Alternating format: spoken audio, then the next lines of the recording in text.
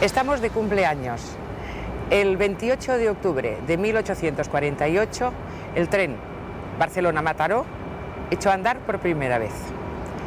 Comenzaba una nueva época en las comunicaciones y para algunos significó el inicio de la España contemporánea.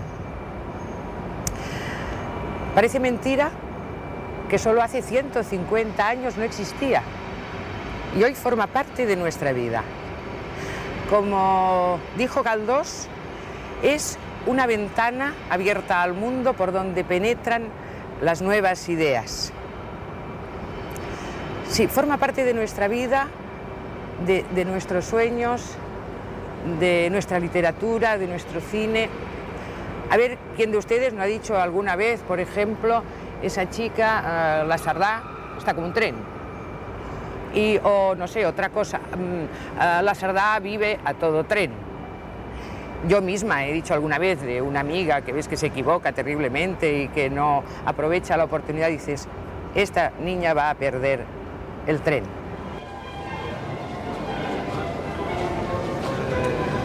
Primeras horas de la mañana en la estación de Sants. Es día laborable y los viajeros se apresuran en distintas direcciones. Los paneles anuncian la inminente salida del tren que parte de Barcelona con destino a Mataró. Esta es la línea 1 de cercanías y la primera en el tiempo. Con ella nació el tren en España. Poco recuerda este tren al de hace 150 años. Lo que fue novedad aquel entonces es hoy funcionalidad y rapidez. Los 30 kilómetros de entonces se han prolongado, pero las distancias resultan más cortas.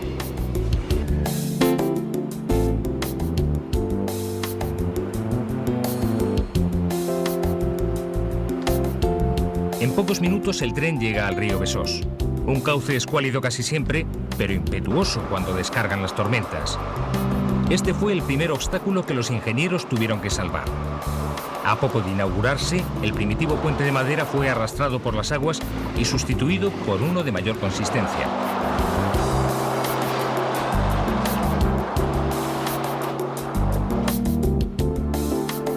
El trazado de la línea sigue el mismo recorrido que entonces.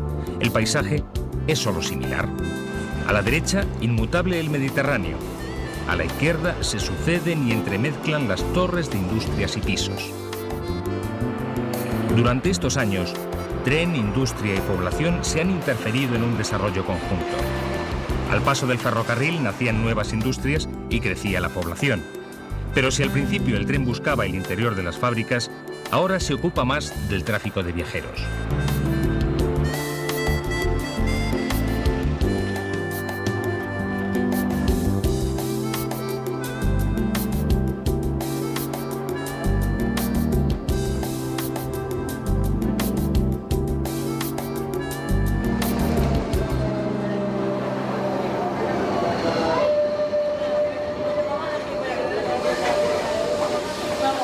El sistema acústico anuncia la llegada a Badalona.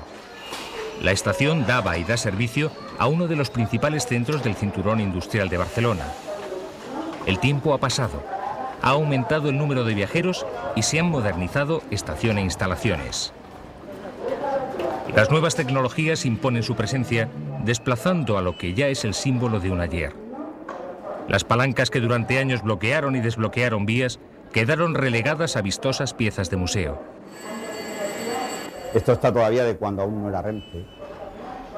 Esto era de la MZ, una de las antiguas compañías que se fusionaron para dar paso a Renfe. Es un enclavamiento mecánico y, bueno, pues fiabilidad tiene mucha. Lo que pasa de que hoy lo ven ya y está pues muy deteriorado, muy de eso, pues son muchísimos los años que tiene. Pero con todo lo que dicen de la modernidad y todo esto, parece mentira de que un enclavamiento como este, en lo que es todo mecánico, fuese todo tan conjugado para que no... Es muy difícil de que aquí pudiese surgir algún tipo de inconveniente en cuanto a lo que son cambios de vías y todo eso.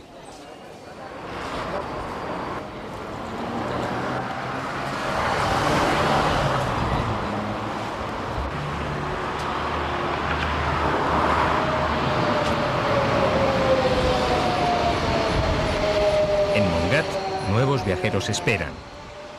Con periodicidad matemática, el tren llega, para y sigue. Vamos en dirección Mataró.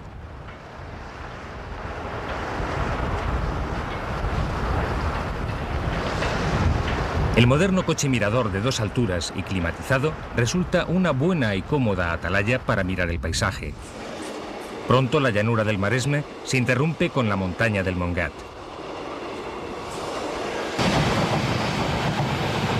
Se la conoce como la Foradada porque aquí se excavó el primer túnel ferroviario español. Durante este siglo y medio, el túnel del Montgat ha sido testigo inmóvil de la historia y evolución del tren en España.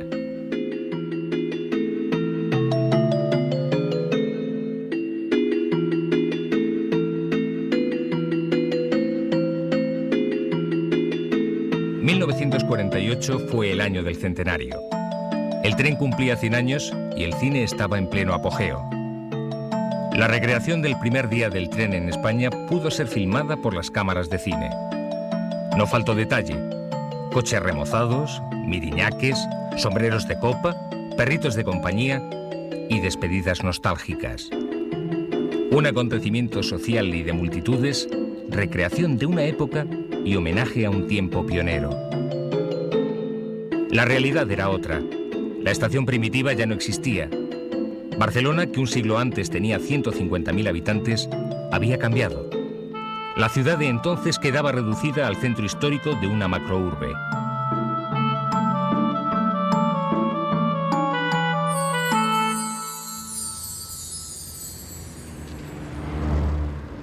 La locomotora Mataró difícilmente reconocería su recorrido por Port Olímpic y la Ronda Litoral. La antigua estación desapareció y las vías pasan escondidas bajo calles, jardines y bloques de viviendas. Barcelona se mira ahora en el mar.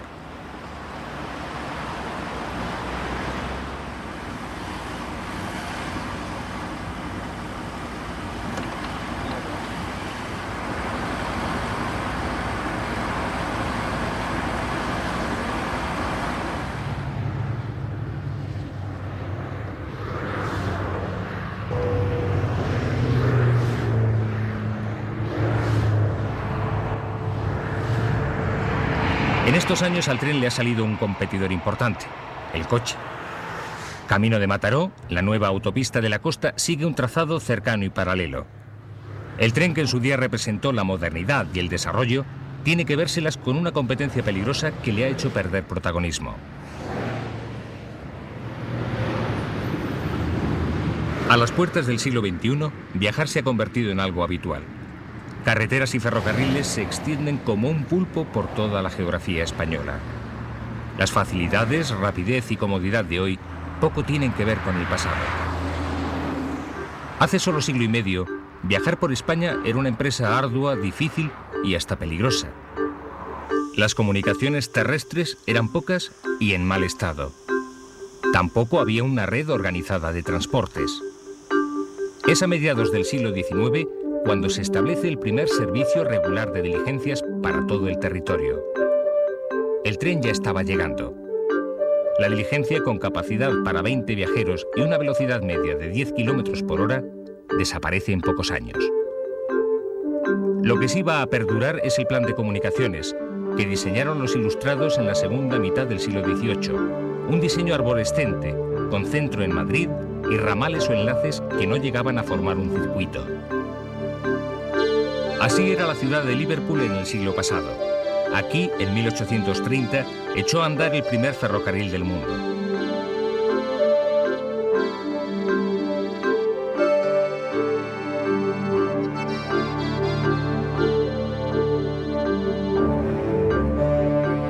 Un mecánico inglés, Stephenson, que trabajaba en una mina de carbón en Gales, fue el padre de la idea: sustituir la tracción animal por la máquina de vapor.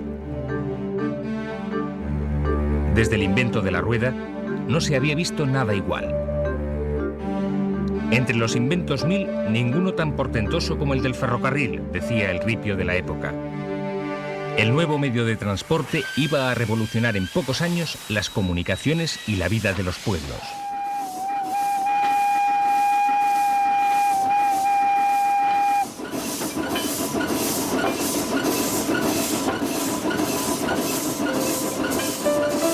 En 10 años el tren recorre Europa. Es el progreso, la industria y el comercio que empujan el nacimiento del tren van a vivir con él su gran desarrollo.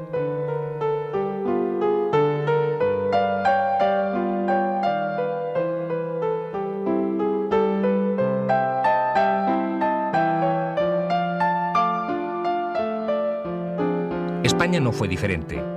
El vino de Jerez fue un adelantado. A finales del siglo XIX, imágenes como esta eran ya habituales. La maquinilla, como cariñosamente apodaban en Jerez a esta pequeña locomotora, salía de las bodegas cargando los famosos caldos. No consiguió ser el primer tren español, pero sí el intento pionero. En 1829 se presentó el primer proyecto de vía férrea española, de Jerez al muelle del Portal, para facilitar la exportación de vinos. Por falta de apoyos, su promotor, José Díaz Imbret, no vio realizado un sueño que habría de esperar 25 años para hacerse realidad.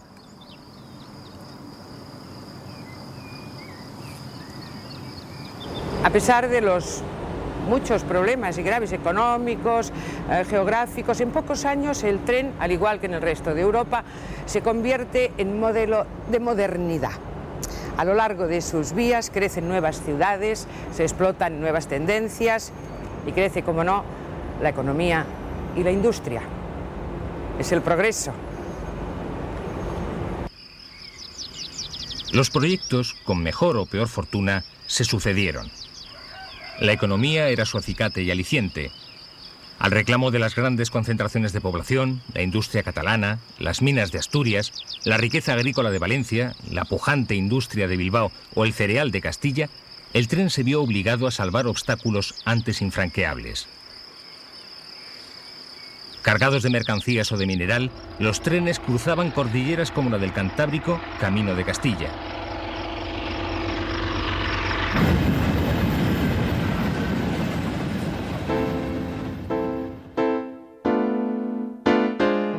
La Habana, 1837. Aquí, entre palmeras, cañaverales e ingenios, iba a nacer el primer tren español. No fue casualidad. La América continental era ya independiente y Cuba se había convertido en la más importante colonia española. La perla del Caribe, como se la llamaba, pasaba por un buen momento. La población blanca tenía aquí un pequeño paraíso en el que florecían los grandes negocios. La producción e exportación de azúcar estaba en alza y su puerto era lugar de encuentro de barcos de todas las procedencias.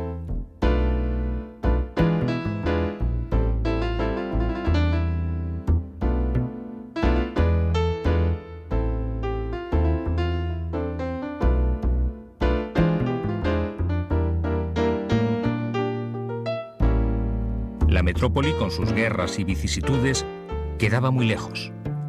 Aquí había dinero y una sociedad pujante. El primer tren español iba a tener nombre caribeño y sabor de cañaveral: La Habana Wines. La iniciativa partió de la Real Sociedad de Amigos del País, en la que se agrupaban los ricos hacendados y comerciantes de la isla. La suscripción popular de acciones y los préstamos de la banca inglesa hicieron realidad el proyecto. El 19 de noviembre de 1837, la locomotora La Junta iniciaba su primer recorrido. Ese día, Miquel Biada Buñol vio por primera vez el tren.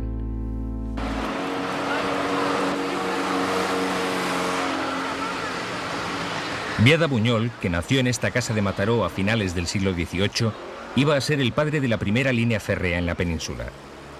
De su estancia en América, regresó con algún dinero y una ilusión: un tren para unir su ciudad natal con Barcelona.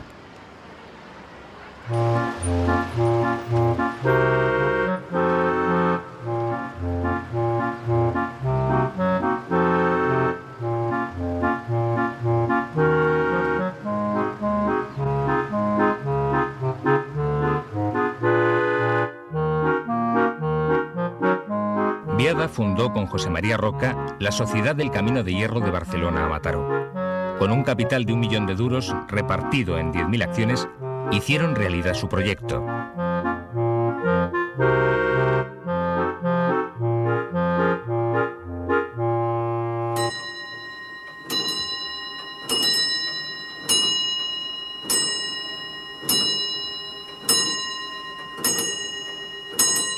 A las 10 de la mañana del 28 de octubre de 1848, el primer tren de la España peninsular salía de la estación Las Glorias, en la Barceloneta, cerca de la actual estación de Francia. El acontecimiento tuvo amplio eco en toda la sociedad de la época.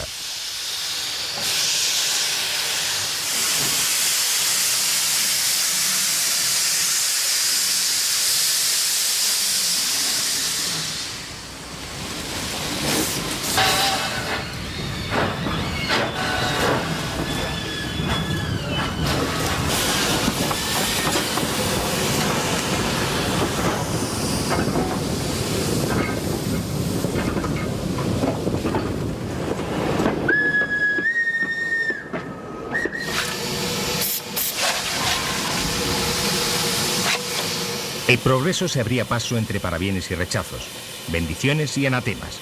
Unos querían subir y probar el nuevo invento, otros huían despavoridos ante el humo y los silbidos de la máquina.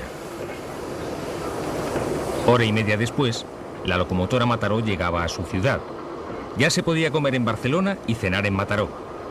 El sueño de Biada Buñol se cumplía, pero él ya había muerto.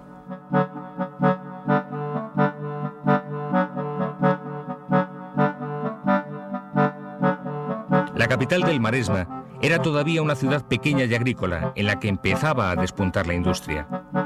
De la primitiva estación situada en el límite de la ciudad junto al mar, solo queda la imagen que publicaron los periódicos.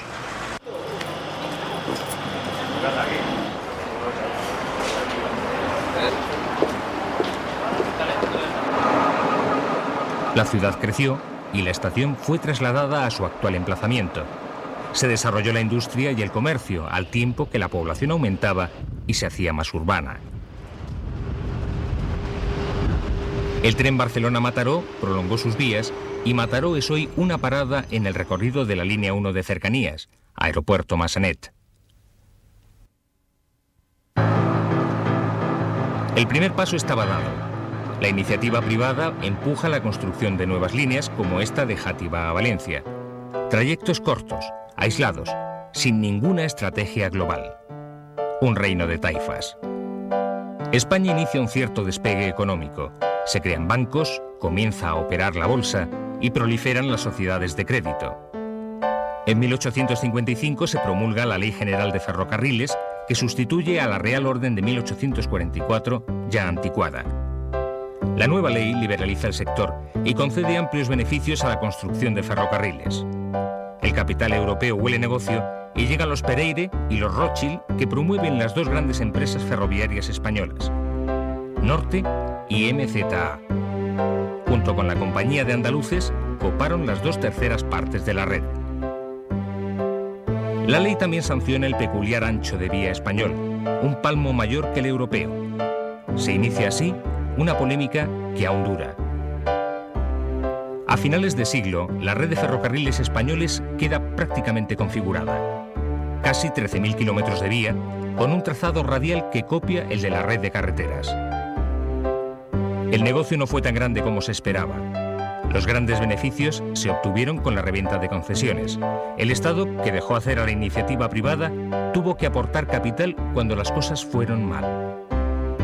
Un caso concreto fue el ferrocarril del Langreo, el tercero en antigüedad y el primer tren español de carga.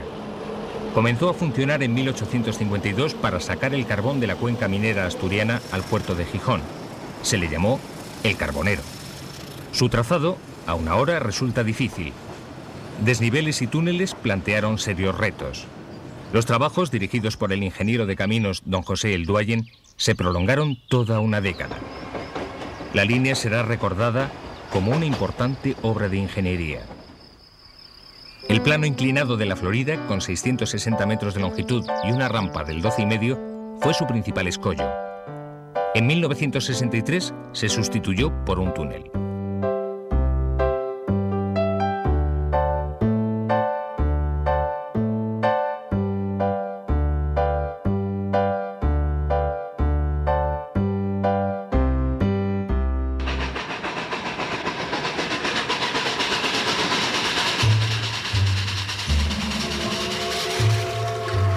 En 1851, 3 años después del Barcelona-Mataró, Isabel II inauguraba el tren Madrid-Aranjuez.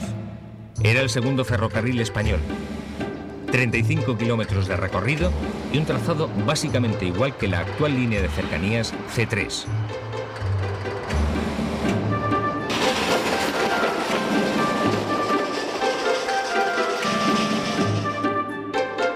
Para el viaje real se construyó este lujoso coche salón con maderas nobles y revestido de terciopelo.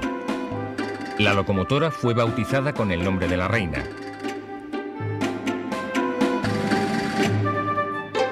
Toda la corte acudió a la primitiva estación de Atocha, entonces un descampado, a coger el tren.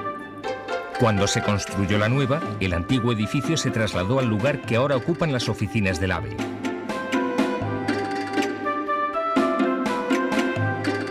Su trazado seguía y sigue la ribera del Jarama, un recorrido de hora y media que dejaba a Aranjuez a las puertas de Madrid.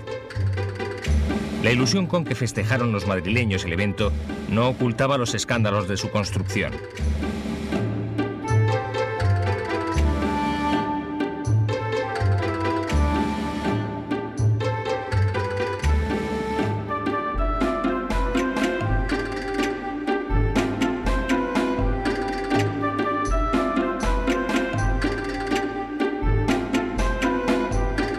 Su promotor fue el marqués de Salamanca, quien, cosas del destino, llegó a escapar de sus acreedores vestido de fogonero.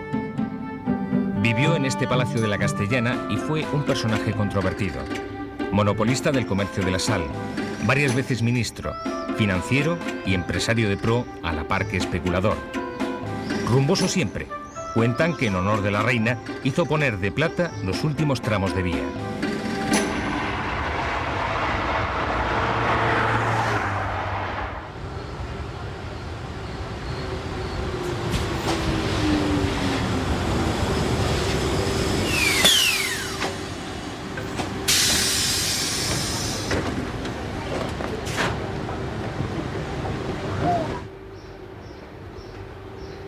La estación original ya no existe. La actual se construyó en 1929 en honor de Alfonso XIII y pasa por ser una de las más bonitas y coquetas de España.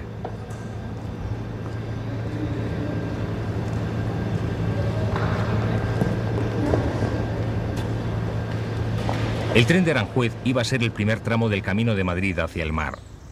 El embrión de lo que sería la línea Madrid-Zaragoza-Alicante.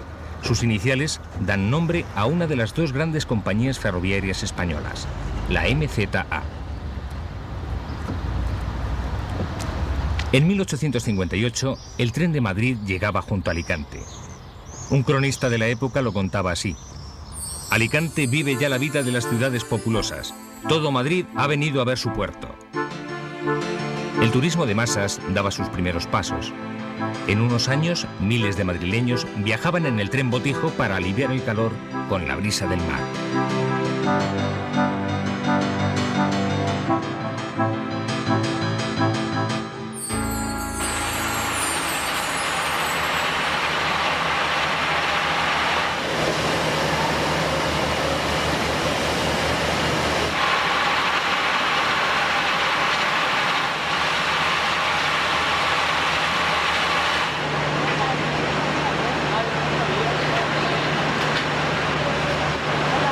Cada fin de semana, cuando llega el buen tiempo, el antiguo Madrid-Aranjuez retoma su viejo recorrido por la ribera del Jarama. Era un tren que aprovechaba para todo: llevar viajeros y traer hasta Madrid las frutas y verduras de Las Vegas por donde pasaba.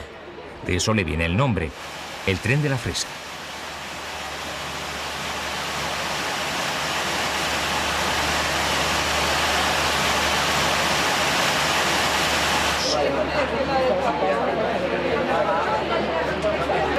Oye, hay dos allí, Julio, hay dos allí.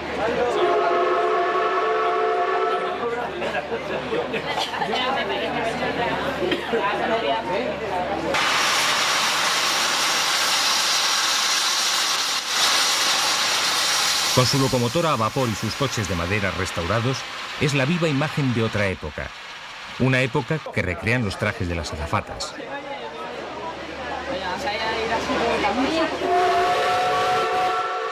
Casualidades del destino, el viejo tren tiene ahora como vecino de vía y compañero de viaje al más moderno, el AVE.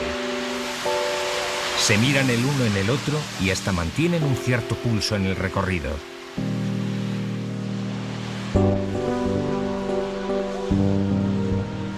No al lugar. El uno pasa veloz y el otro conserva orgulloso y tenaz su pausado ritmo.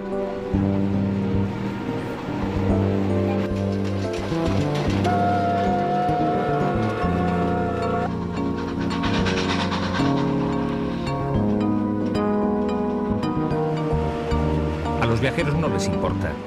Lo suyo va de otra cosa y con unas ricas fresas se hace más atractivo el trayecto.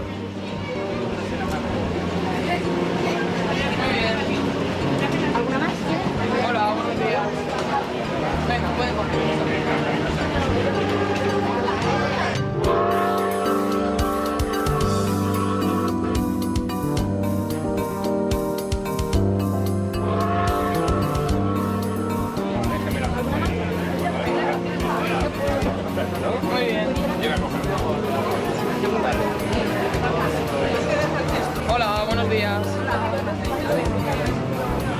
Pueden coger las que quieran, ¿eh?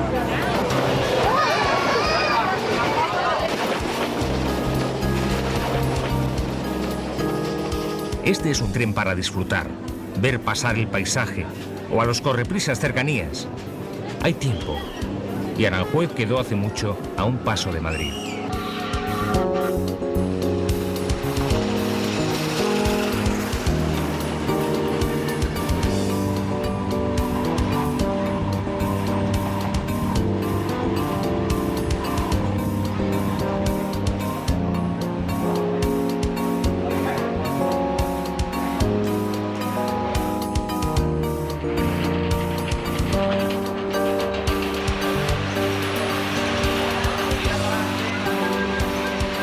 ¿Pero todavía no ha subido en tren?, preguntaban los periódicos de entonces.